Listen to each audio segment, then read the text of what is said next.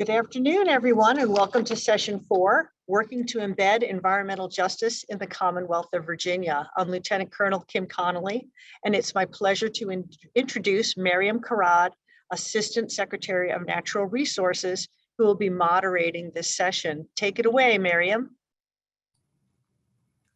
Thank you, Kim. I appreciate it. Good afternoon, everyone. My name is Mariam Karad, and I serve as the Assistant Secretary of Natural Resources to Secretary Matthew Strickler and Governor Northam. It's an honor to be with you all this afternoon at Environment Virginia with this esteemed panel. I will serve as your moderator this afternoon. I have had the privilege of coming to work every day and supporting Virginia's efforts to protect our natural resources, our environment, wildlife, and unique landscape. Since joining the administration, I have served as the liaison to the Environmental Justice Council. As Governor Northam mentioned earlier this morning, we're proud of our many accomplishments and our environmental priorities during this administration, and are especially proud of our work to codify and advance environmental justice in the Commonwealth. Together with advocates, legislators, and community partners, we have accomplished quite a lot in the last 3 years. I will take a few minutes now and introduce our esteemed panel and our experts in this field. I'll start with Reverend Dr. Faith Harris. Dr. Harris is an ordained Baptist minister, community organizer, and activist, as well as assistant professor at Virginia Union University.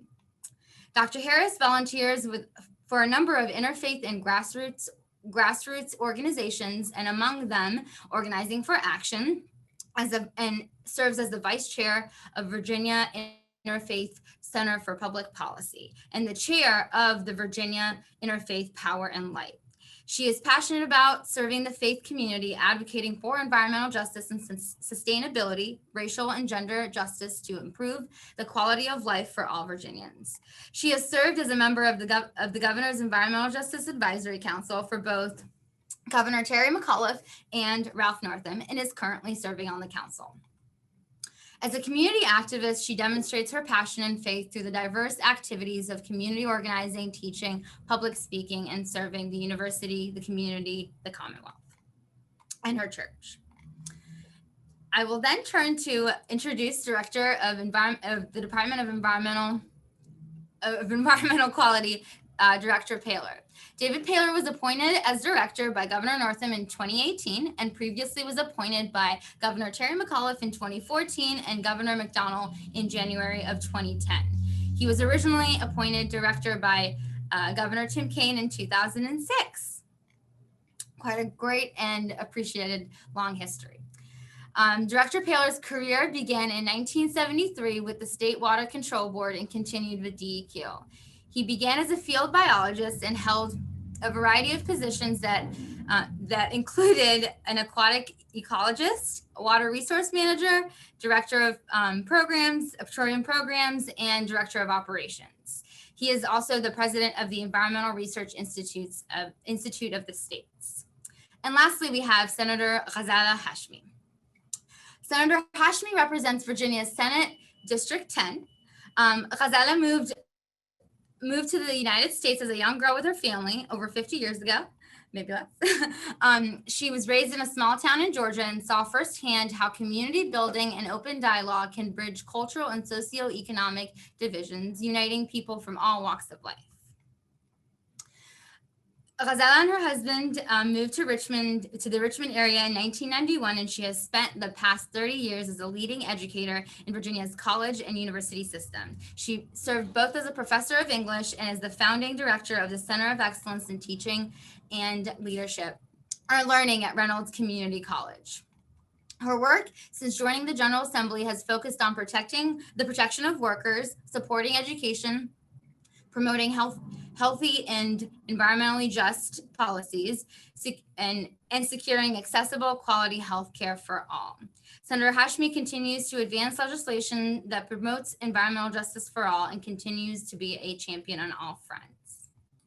So join me in welcoming our esteemed panelists. And I'll just like to begin by the very basics, and we all kind of know why we're here and the topic at hand. And so I'd like to ask all of our panelists and direct this, and I'll mention, I'll kind of call you by name too, if that's helpful. First question, what is your definition of environmental justice? What does it mean to you? Dr. Harris?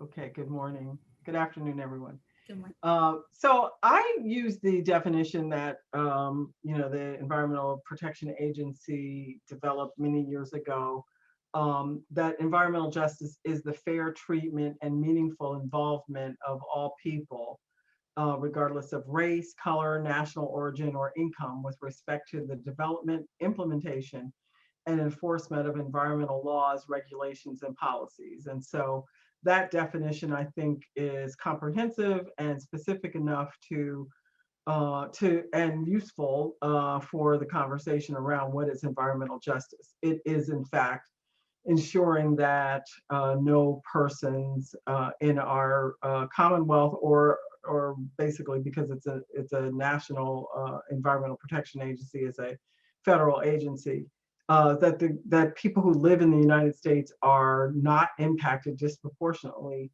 and targeted for polluting industry in ways that other communities are not. So environmental justice is about protecting the health and the welfare of individuals who live in our communities, live, work, and play in our communities. So basically, that's the definition that I use, and think that is useful for all of us to use, at least as a starting point.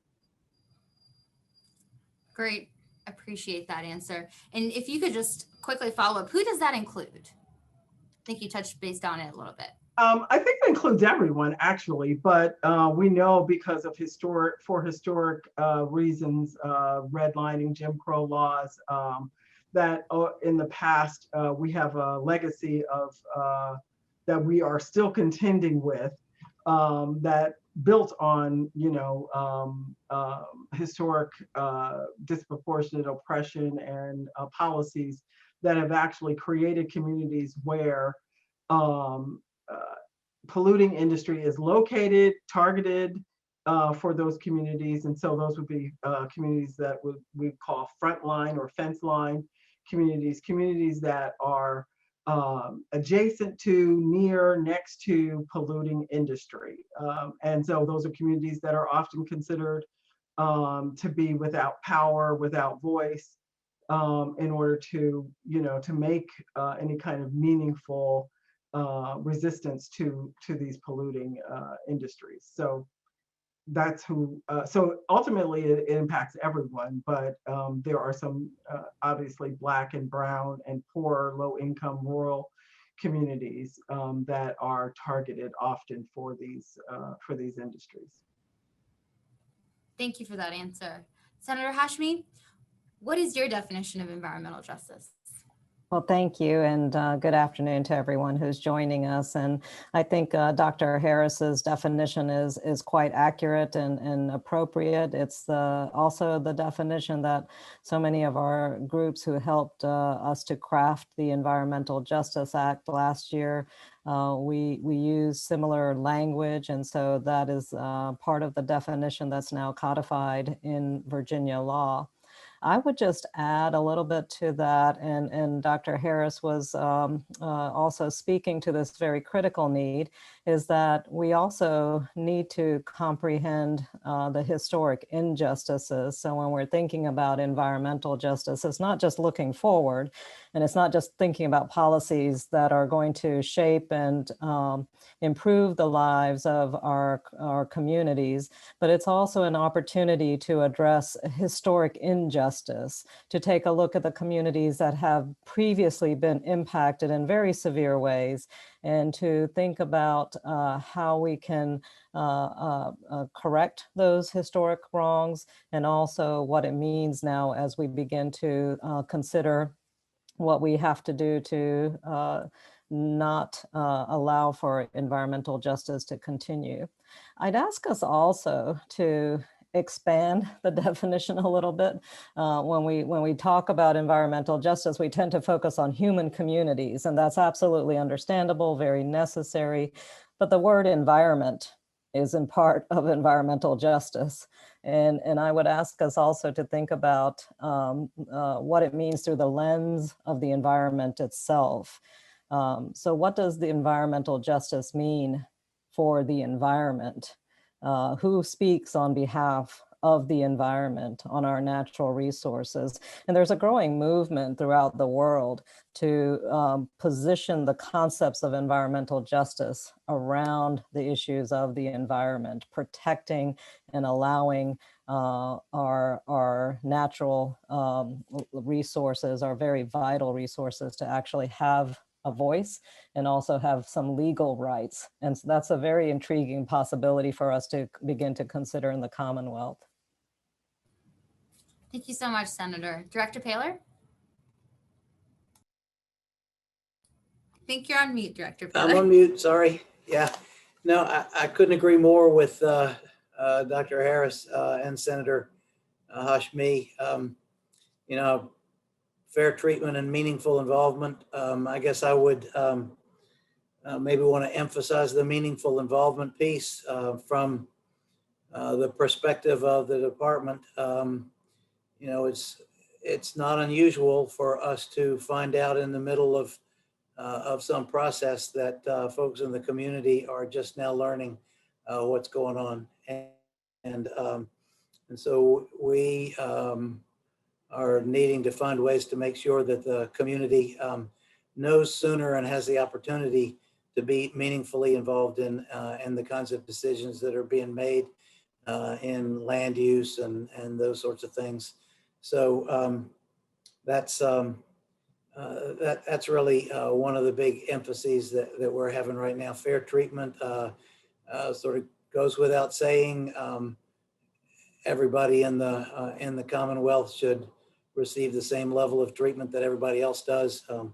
You know, as the others have said, you know, there's some historical sort of land use, you know, decisions that have caused some, you know, some separations to happen, and that's caused there to be, you know, pockets where there might be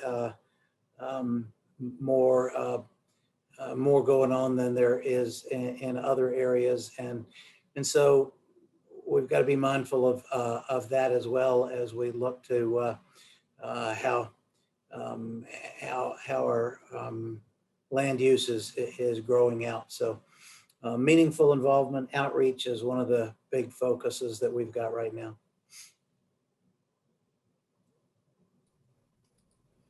Thank you, Director Paler. Those are all great great answers, as well as I think a reminder that you know, as we have certainly defined environmental justice, the Environmental Protection Agency has a definition. Virginia's code uses that definition and adds disabilities within that definition as well, and certainly defines for the first time in code fence line communities and meaningful involvement, as well as community engagement. So today's talk is titled "Working to Embed Environmental Justice in the Commonwealth of Virginia." This is another question to all our panelists. What are you doing in your role or arena to embed and advance environmental justice, which you have just defined, in the Commonwealth? And we have great perspectives here. I'll start with Director Paler. Well, thank you. Many of you probably know that about a year and a half ago, we embarked on a study of the environmental justice work that DEQ has been doing and should be doing. Got a number of recommendations and so forth from an organization named SCIO. And so we really embarked on a lot of things. I'm in the process right now of recruiting for an environmental justice director. Hope to be creating an environmental justice office. Hope to be hiring some additional people on that are engaged in community outreach, so we can begin to deal with, as I was saying before, people not finding out about things at the last minute, that we can develop relationships with the community so that They know who to talk to get answers to questions, and we know how to talk to. So we're doing those sorts of things. We are in the process of upgrading our web to try to make it a little bit more transparent and easier to use. That's kind of in process right now. People that have used it in the past are going to find it different, but we think that it's just going to be a lot more responsive to the public. We actually have begun to do for projects that we know may be controversial. We are upping our game on outreach,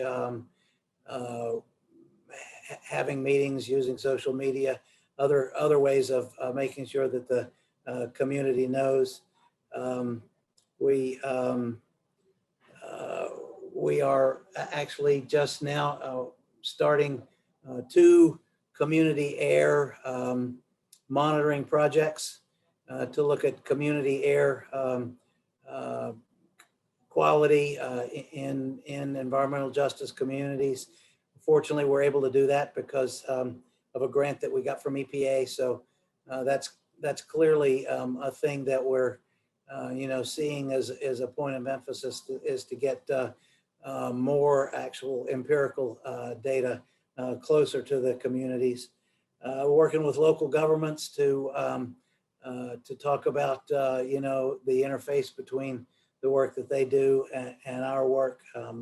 We're doing some internal training for staff. One of the things that SCIO said to us over and over again was environmental justice for agencies like ours is a process. We are getting started. We're committed over the long haul, and we hope to keep getting better and better.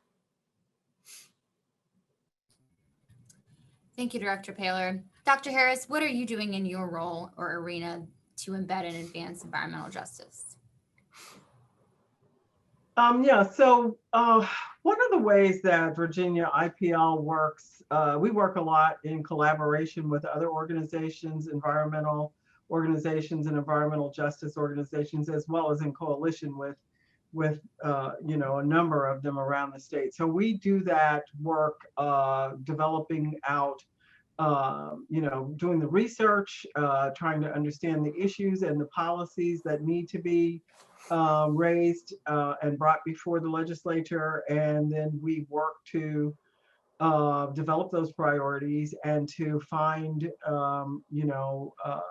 resonance with legislators as well as with the administration to try to have these policies not only bringing awareness to the issues, but also to have the policies developed into law and bills that can be introduced and hopefully pass through the both chambers and legislature in order to change the policies in the code so that we are in fact not just talking about environment and environmental justice, but actually implementing it and embedding actual guidelines and policies and ways where we are actually having good outcomes for our community members. This is the critical role that we see as an important critical role for our work. So we're spending a good deal of time in conversation and dialogue and discussion with other groups, as well as with people on the ground who are actually the victims, if you will, and hate using that language, but people who are experiencing environmental justice, trying to understand what it is that they are experiencing and trying to find ways to have their concerns, their needs, and their actual rights,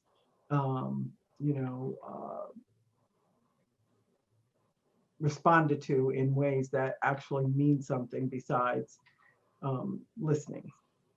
So we want to, so the work of embedding environmental justice is a year-long, year-round work, and it takes a great deal of conversation and relationship building. And so that's what we do. Certainly. Senator Hashmi? Well, in terms of what I can do is work through the legislation to make sure that we are focused on environmental justice and that we work to codify some of this effort into our code. And I just want to thank Dr. Harris and IPL for their intense efforts and consistent work on these concerns. So for me, it was last year when I started meeting with the folks at IPL and thinking about what we want to do in terms of establishing the Environmental Justice Act. And I have to acknowledge the good work of Delegate Mark Keem, who had been working in this arena for several years prior to my joining the General Assembly. But last year in 2020, Delegate Keem and then I in the Senate carried the bill for the Environmental Justice Act, and we were able to get the definitions, those essential definitions that we were just talking about, into the Virginia Code. And through budget language, we established the work of the interagency work group to focus on the issues of environmental justice. And this year, we were working really hard, again, with IPL and many other organizations and groups to get the language of the interagency work group into the code as well, so that we know that this work will continue across administrations and that it will be a routine part of what we do in the Commonwealth. Sadly, we were not successful this year in getting that legislation passed, and I don't think it was so much policy-based as a lot of other issues that were going around, swirling around General Assembly this session. And I think there's a great deal of desire to see the work go forward, not just to have the interagency work group, which we will certainly revisit next year, but also to continue to build on that legislation so we can address issues that have already been mentioned, issues such as what our localities can be doing, how we can further support our local governments in these efforts, and how we can have a collaborative effort around these concerns at the local level, state level, and hopefully a regional level as well. So there's a lot of work to be done and good work to build on from our past efforts. Thank you, Senator. And it sounds like a lot of what we're talking about today, especially in terms of the state level, at the agency level, at the community engagement level, requires a lot of continued effort, and it is a long journey. I think, as Senator Hashmi just mentioned, the Environmental Justice Council Interagency Working Group report was released earlier, or just a few weeks back, and it identified a direct impact for about 35 state agencies and multiple resources that will be needed to embed environmental justice in state agencies' policies and actions. And this is a question directly to Director Paylor, as well as Senator Hashmi, specifically on the resources questions, but please, Dr. Harris, feel free to let me know if you have anything to add. One thing that comes up when we debate these, whether it's legislation or policy changes, are the costs and resources. How do we deal with the resources issue and the needs for associated with environmental justice? Senator Hashmi? Thank you. That was certainly an important consideration for us in 2021 session, given the fact that we were looking at an uncertain budget in many ways, and we're being very careful with concerns around fiscal impact as we're coming out of the pandemic, and knowing that there are other significant areas that we have to address, the costs that have come in managing the pandemic. But when we're thinking about the resources, and I think the director can speak to this, we see that from the interagency work group, there really was a need to enhance a lot of our agency support through funded positions, having individuals who will be able to not just manage the work of environmental justice, but all of the requisite responsibilities that come with it, whether it's data collection, analysis, improved research, and then being able to communicate those efforts across agencies and with our public and corporate partners. All of that is very critical.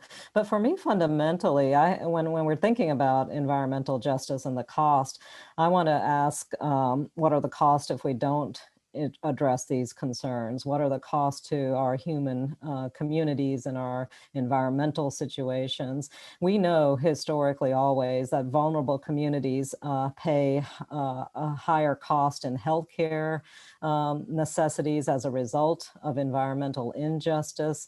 Our vulnerable communities have shortened lifespans. That's been proven by data and the research that we have. We have the effects of lingering toxins that stay in the environment and that continue to impact generations further down the line.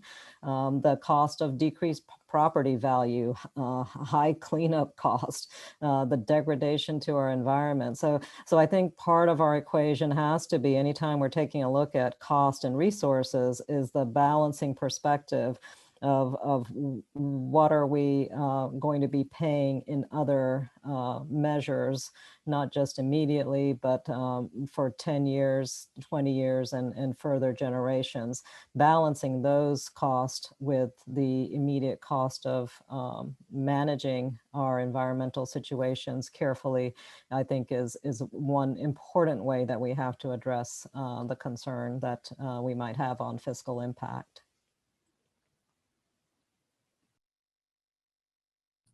I'll let Director Paler answer that. Well, thank you. Yeah, from the agency perspective, I guess I'd say it's a matter of realistic expectations and priorities. We can only do what we can do, and we need to be doing the most important stuff first. This was a component of the study that SCIO did for us. They made a lot of recommendations. We've got a really great laundry list of things that that it will be great to do, and those are sort of matched up with what are the resources that it takes to do it. But obviously, we've got responsibilities in to be responsive to environmental justice concerns with the resources that we've got right now. And we got to do the best that we can with the resources that we have right now. So I mentioned earlier that it's a process, and we're just now beginning the process of looking at there are ways that we can restructure the way that certain things are done, so that we free up more internal resources for outreach and things like that. But I think it's fundamentally making sure that you have the right priorities and that you're deploying your resources in the most effective way. Director Paler, you made a good point about using your resources. Can you talk a little bit more about what you just mentioned in terms of funds? I know there oftentimes we'll get asked, are there federal funds, or are there other ways in which we are able to support some of these efforts, considering the capacity that we do have within our own state budget? Well, it's a great point. There are some federal funds. I mentioned that we got a grant from EPA to do some of the some air monitoring. We've applied for some other grants as well. The governor knows that environmental justice is a pretty significant responsibility, and so we have, assuming that the budget is finally approved in the condition that it is right now, we're going to be getting some staffing resources specifically aimed at environmental justice that we haven't had before. So that's, hats off to Governor Northam for recognizing that, and to the legislature for keeping that in our budget. So that's an important thing as well. And then, we as we begin to develop more and more relationships with some of the communities that are responding to these kinds of issues, hopefully we can begin to maybe even leverage some resources that are not necessarily state employees, but ways to multiply the message that way. Thank you, Director Paylor. I'd like to switch a little bit. We've talked a little bit about funds. We talked about resources. We talked about definitions. I'd like to point a question to Dr. Harris as an advocate. I think the current COVID-19 pandemic reminds us how profoundly both the environment, the energy, and our policy decisions that have have in the past failed communities of color and allowing persistent stressors, and the pandemic has certainly disproportionately showed us the impact on communities of color and low income communities. Can you speak as an advocate and leader in this space? What are your organizing strategies? What are your greatest challenges in this space? I guess that's just 2 questions. Thank you, Dr. Harris. Yeah, so I loved what Senator Hashmi raised, the issue of counting the cost, right? I'm an advocate, but I'm also a minister, right? So you didn't ask me to bring my reverend hat today, but I brought it because I can't help it. So this idea of counting the cost there's a text in the Bible that says no man begins to build a wall without counting the cost, right? So I think that it's very important for us to be thinking about all the ways that that our policies in the state, and not just direct obvious environmental policies, but policies in the state impact and cost us. And so it really is a conversion. We have to start with a conversion of our thinking, our attitudes about these issues. One of the things that we bemoan in the environmental community is that a lot of times people, particularly, not picking on legislators or picking on the administration, but will check off boxes, right? Oh, we've done this, we've done that, but there's no real conversion. It hasn't gotten into the bones. It's not running through the blood. It's not coursing through the veins of our thinking and the way that we do our work. And so the biggest challenge is that, right? It's not just really legislators and administration, but also industry, that, we recognize we're all talking about globally that we're in a global climate crisis. And yet we continue to think of it going into the lab and creating mad scientist ways of destroying the environment so that someone can build wealth. And I think that it really is a matter of us. So the biggest challenge is that, attacking that way of thinking, having people begin to understand and value the environment. Senator Hashmi also said early on in her first answer to the conversation, is not only looking at the lens of human impacts, but also on the earth, right? And on the environment, on vegetation, soil, air, water quality, recognizing that that is who we are. I mean, we're part of this earth, right? And we cannot disregard it. We cannot exploit. We cannot, abuse it without abusing ourselves. So if we begin, so that's one of our major challenges. We're a faith-based organization.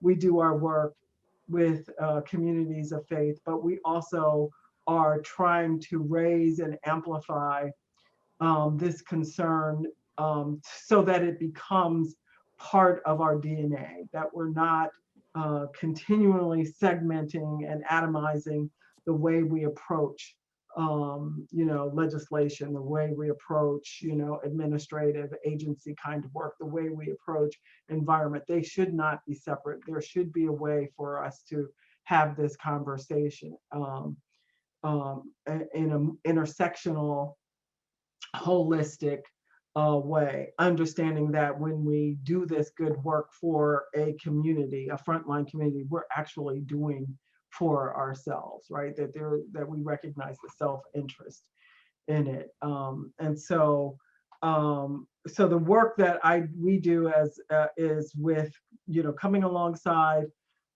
communities, helping them think through, first of all, at their request, but helping them think through what power that they have that they want to amplify, and what are the concerns to prevent and to resist being disproportionately targeted for these polluting industries and polluting activities. And so I think that conversations like this, continually to try to find ways to have these conversations with the administration, with legislators, with industry are, that's the work that we try to do, and bringing that values, faith component to this work, helping everyone, like trying to find a way for us all to get on the same page and recognizing the urgency of the call to care for the climate and care for one another. Thank you, Dr. Harris. And this might actually be a follow-up for both Dr. Harris and Senator Hashmi, but how do you amplify those voices in regards to the climate crisis? I think specifically, I'm wondering, and I think Governor Northam says this often, is that, people are worried about their jobs, healthcare, and protecting their families, and that at the end of the day is important. Our climate crisis is also looming and important, but in the priority of it all, how do we reach those voices and get them at the table? How do you help amplify the climate crisis to those communities?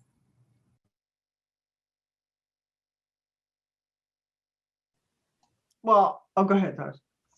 Please, you go ahead, Dr. Harris. No, I was just going to say that, they're not, the point that I was trying to make is that they're not separate issues. That if we're not careful, no one will have work, right? If we don't address these issues in a way that is just, if we're not being proactive and creative in our approach to solve this problem, we will not be able to have anyone have really good work or options because they will be addressing, the constant disruption because of severe weather events and all the other things that come with the climate crisis. So, oftentimes communities are pitched that these will bring jobs, but in fact, they bring fewer jobs than promised.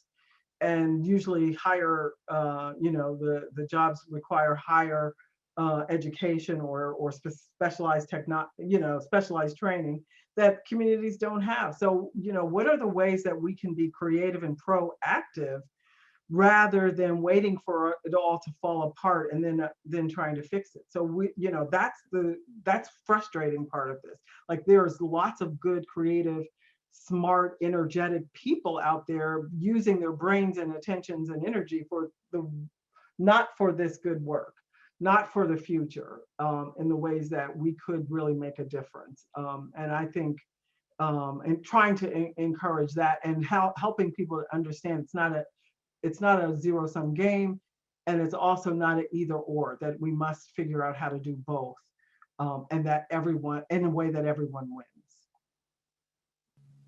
I really appreciate those comments by Dr. Harris. And we have a lot of wonderful advocacy groups that are continuing to amplify the message on a variety of issues, on environmental control issues and environmental justice concerns. One thing that I find is that we need to continue this effort in educating our citizens, our public, about the opportunities that they have to have an impact on policy, that there are opportunities for them to engage with the legislators, their representatives, quite early in the process, and begin that conversation about what legislative actions might look like, and specifically actions that impact their communities, their immediate localities, and have that conversation, begin policy development, and then also support that policy work through the legislative stages that it necessarily needs to take. And I don't need to tell Dr. Harris that she's been right there at the table, whether it's contacting a variety of delegates or senators or reaching out to the governor's administration.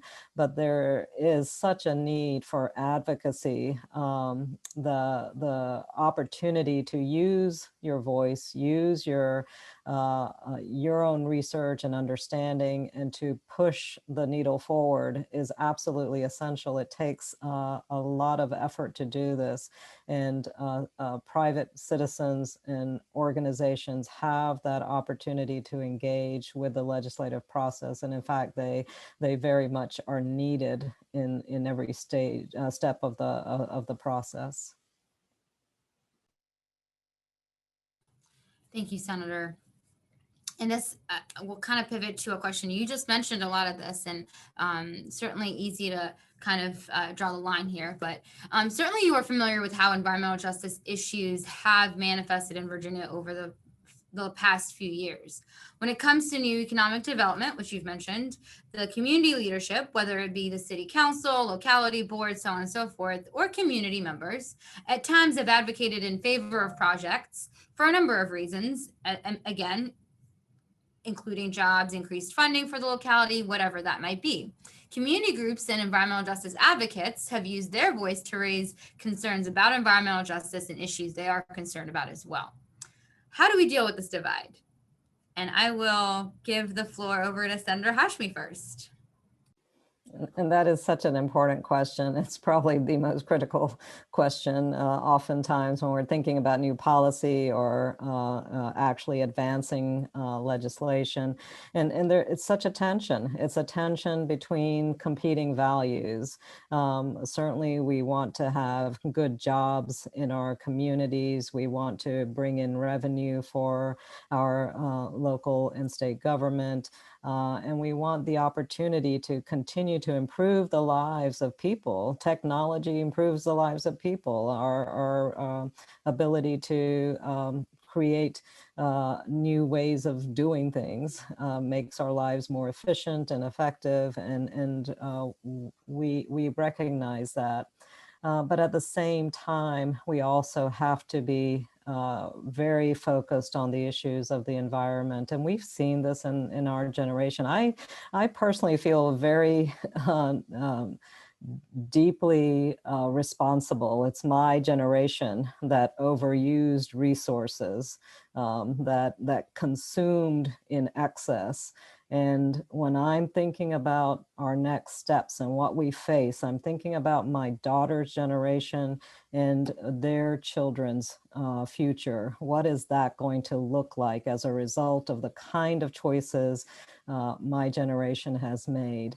And we have to bring a balance between the economic development concerns that we have throughout the Commonwealth, as well as what we know we have to do for our communities.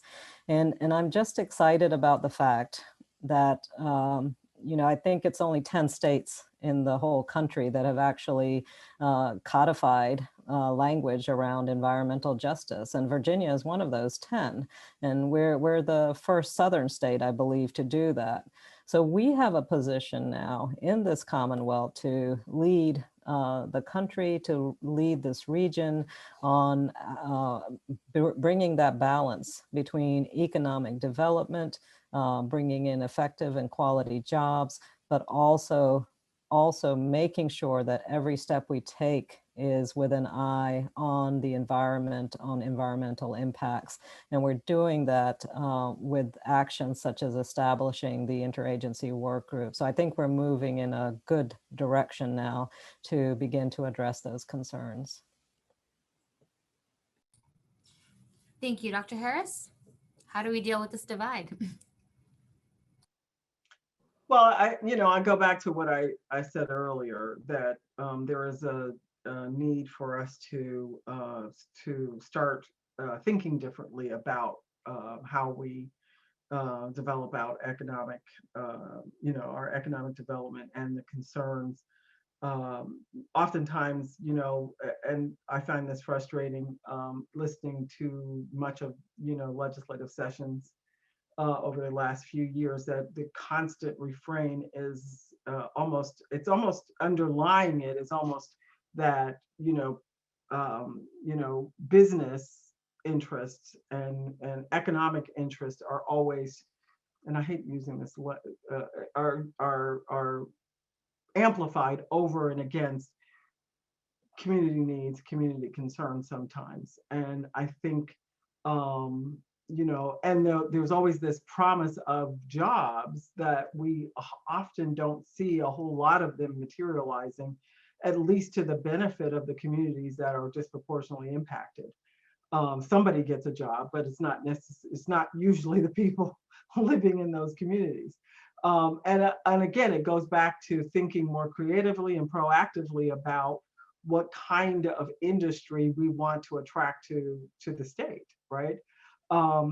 This is an incredibly diverse state, and there are a number of ways that we can be thinking about this differently.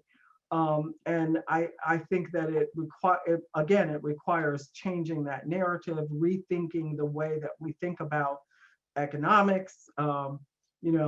Why are we asking workers to sacrifice for, or to subsidize by, receiving lower pay, or communities to subsidize an industry? Why are we asking them to do that? If we want to subsidize them, we should do that. We should find the money, the tax base, somewhere else, in order to do those kinds of if that's what we want to do. But I think, again, for me, it goes back to rethinking how we understand what it means to be community, rethinking what it means to what are industries that develop good quality of life, not only products, but also opportunities for work, and what are their byproducts, whether they are in fact polluting byproducts. So we have to ask all those questions before we enter into these contracts or permitting, industries to start their work.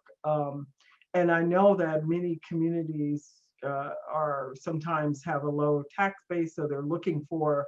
In some ways, they're in a position where they feel desperate to accept, industry that may not be the best choice for that community. So I think we have to be, we have to find creative ways to do that, but we can't do it without having the conversation, right? We can't do it without opening up and being more transparent and more willing to think differently about what does it mean what does economic development really mean for the entire state, and all of the individuals and the resources that we hold and should cherish. So I don't think I have a one answer. I think it's the work of all of us to change the way we approach these issues. Thank you, Dr. Harris. Director Paler? Thanks. I guess I would focus on open communication. I think the community and everyone needs to be involved in an honest discussion of what the real positives are and what the real negatives are. And I went back to talking about meaningful involvement. The community needs to have clear answers that they can trust and believe in. There are always going to be disagreements over, what's the higher priority, and the only way that we can get to good outcomes is to have all folks who are involved in the effects of whatever is being proposed having a voice in it, getting honest and clear answers, and working through that. And at the end of the day, maybe everybody isn't satisfied with the outcome, but going back to meaningful involvement, folks have a right to having honest answers, having all of the issues looked at, and being able to have some input into how the decision is being made. Thanks. And I think if I can kind of ask you a follow-up, Director Paler, about you mentioned meaningful involvement and open communication. Just knowing what one of the legislative priorities was this session for environmental justice in community involvement. Can you just speak to that and how that might help in pushing forward that issue and dealing with that? Well, if I understand your question, one of the things that the administration was proposing was that there be earlier outreach to the community for proposed projects. As I said earlier, when the application or the proposal comes to DEQ, it's usually pretty far along, and then we get involved in it, and then we hear from the public that they first they're hearing about it. And so what we were proposing, and I think would argue that we keep looking for, is ways for perhaps the project sponsor to be engaged earlier in the process in communications to the affected community, finding out what their concerns are, how they can respond to those concerns, and that sort of thing. So that's what we think could be helpful, is for the project sponsor themselves to have earlier engagement with the community. Thanks for allowing me that leading question, but I think to our other panelists as well, are there any solutions here that we've either tried and haven't been successful, or in dealing with this divide that you want to mention? And if not, we can move on too. No worries. So I guess the last question I really have for our panel, and feel free to take as much time as you need to answer this question. It's a very simple one. If you could do one thing right now to move Virginia forward on environmental justice, what would it be? And I'll preface this by saying you can both mention it in your role and capacity, or anything that you kind of aspire for. And I'll start with Senator Hashmi. It's not a simple question, says Miriam. It's a trick question. It's probably the hardest question. If there's one thing that we can do, there's so many things that we need to do, and I think that's where the challenge is. And I think we're at a really pivotal moment in our history where we have to decide how we're going to look at this equation of continued development, economic development, attraction of good jobs, as Dr. Harris was pointing out, to the Commonwealth, bringing opportunities for our communities and citizens. How we're going to balance that with the kind of impacts that so many of these actions take on our environment, or the impacts that they have on degradation of our environment. And so it's a real challenge. For me, speaking from what I think we can do to move that conversation forward on environmental justice, is through legislative action, to continue to demand accountability of our corporate partners in the actions that they're taking in terms of the impact that they are having on our environment and our communities. Legislative action that helps our government processes work more efficiently, effectively, and with an eye towards real environmental justice, having that conversation very regularly. And as Director Paler said, early in the process. So it's not at the very end. It's not the last thing we're thinking about, but it is actually the first thing we're thinking about as we're going through the steps of perhaps permitting new industries within the Commonwealth. So legislatively, we can have those effects and bring accountability, bring greater consciousness and focus on the actions that we're taking. And for our efforts, we always have to be very much aware on the impacts that we're having on our air, our soil, our water quality, and knowing how to gather the effective data, knowing how to interpret that data, and knowing how to use that data is absolutely critical for us. Thank you, Director Paler.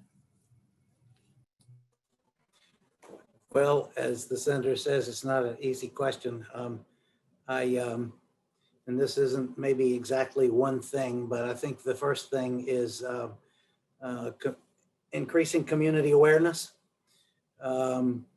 establishing relationships. And that's what we hope to be doing with some of our new positions, hopefully in the next few months, where we have folks who are specifically responsible for beginning to establish those relations so that we know the community and the community knows us.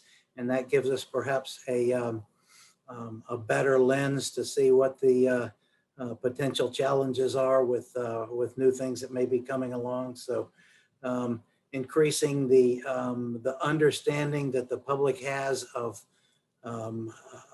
what might be happening from a proposed project. So, it's begin the process of having better community relations, wider community relationships, and community understanding. Thank you, Dr. Harris. Again, I will repeat that this is not an easy one answer question. And so I have kind of built a complex answer. And I think that a lot of what Senator Hashmi said, and also what David Paler said, I think are important, right? The legislative aspect of it, but recognizing legislatively that you can, and we should address the code and address legislation that actually embeds environmental justice and ensure that environmental justice is not only part of the code, but is actually embedded in the actual agency implementation of their work. But recognizing that just because it's legislation, it doesn't mean that it's going to take, right? Again, it goes back to changing the mindset and the thinking. And so there is a level of education and awareness that agency staff need to have, so that they're not just the DEQ, but across all agencies, that they understand what these new technologies actually mean, whether they actually do what they say they are going to do, whether they in fact are polluting in some other way, attempting to resolve one problem with it by creating another problem.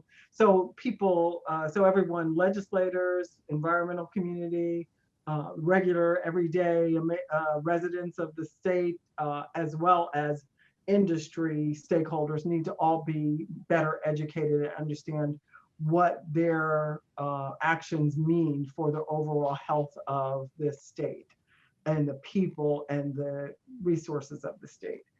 And then I think, none of this can be done without a meaningful and realistic look back at the way inequities, right? Injustices have been embedded in our thinking, in our code, in our policies, in the way that we do our work. And so we're never going to get past this if we're not truthful, honest, faithful, transparent, and actually proactive about about equity and injustice and racism and all the ways that it has shown up through Jim Crow laws, through all the ways that, and that's across the board. But I think the one thing that could help immediately is giving permitting agencies the ability to say no, the authority to deny permits based on all of those things that I said and that Senator Hashmi said, and also David Paler said, that meaningful involvement, whether in fact there is a polluting impact, recognizing, using a standard of the urgency of climate change and what that means, the moving forward, we're trying to move to a renewable economy. I mean, there are so many reasons for why we ought to be taking this so much more seriously, recognizing it as a crisis and being urgent about, and being willing to say to some industry, no, find another way. We go back and retool, think differently about this, and in order to protect residents, human life, resources, and really ultimately protect all of us, in the grand scheme of things. So that's my one answer. Perfect. Thank you so much, Dr. Harrison. I know we're right just over 2 minutes over time. I want to thank our panelists this afternoon for taking their time. I hope that you all will join the Q&A at 3:30. I want to close with a quick quote from the father of environmental justice, Robert Bullard.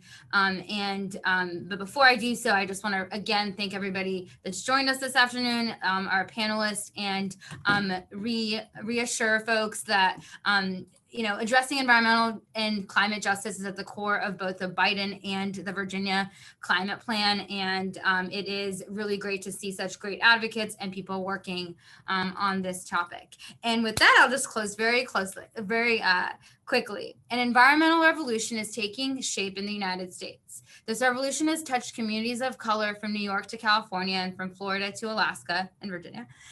Anywhere where African Americans, Latinos, Asians, Pacific Islanders, and Native Americans live and comprise a majority of the population. Collectively, these Americans represent the fastest growing segment of the population in the United States. They are also the groups most at risk for environmental problems. And with that, I'll leave you with that and close. Thank you all so much. Thank you to our panelists again. And we hope to see you at 3:30 in the discussion room. Thank you. Thank you, Miriam. Thank you for all of our panelists. This is a very important discussion and we really appreciate it. As Miriam said, we do have a topic discussion on this at 3:30. It will be moderated by Kendall Crawford, who's Executive Director from Virginia Interfaith Power and Light. So come on back for that. It's time to address some of the questions you had in the chat, and also just time for discussion and networking on environmental justice. We also have other topic discussion sessions on solar energy, PFAS, as I said, environmental justice, and then also on the DEQ regulation. So thanks again, everybody. We'll see you all back here at 3:30. Have a great afternoon.